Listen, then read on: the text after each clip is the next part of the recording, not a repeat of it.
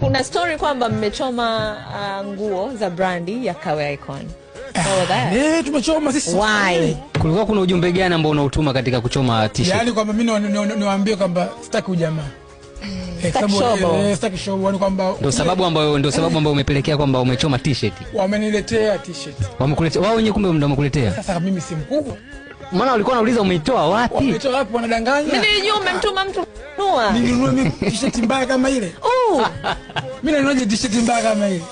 Subiri kwanza. Ubaya ni nini? Logo, quality, kuanzia quality mbaya. Jina yenyewe Kawe Icon. Mimi nakwambia kweli wale watoto wanafuria brand ya Kawe. Yeah, sure. Kweli wanatia aibu, yani Icon maana kwa Icon maana utakuwa wewe. Yes. Yani watu kuangalia wewe. Sio mimi kama mimi watu wanavyoangalia Magomeni Finest au Bagamoyo stand up. Watu wanajivunia kwamba huyu Matura yupo sehemu fulani. Migo. Nafanya vitu vikubwa. Okay. Nafanya choreography za nyimbo kubwa. Mimi nimefanya choreography za nyimbo za Ruth za Sengeli. Oh yeah. Nyumba ndogo. Kuja nizidi.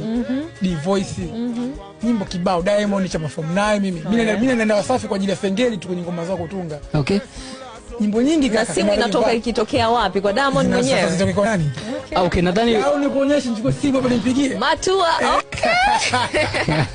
Umpigie Zuchu au? Yaani sio Zuchu tu. Mimi naangambikia msanii yote. Yaani hapo ndo kwenye finest au Icon. Okay. Icon. Yaani maana Icon utaka uonyeshe watu. Sawa. Icon kwa sababu una msanii sijui wetu nani sijui msanii mtaani. Na kwa sababu sawa, baada ya kuchoma ujumbe wote ambao umeutoa, ujumbe gani ambao unawapatia kwamba bwana Kawe Icon ilipaswa kuwe hivi, yani kama ushauri wa kuwapa?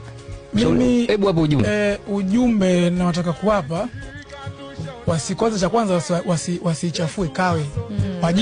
Wajiite tu maprofesa, wajiite majina yao kama maprofesa ambao hawajasoma. Bwana. Wajiite maprofesa.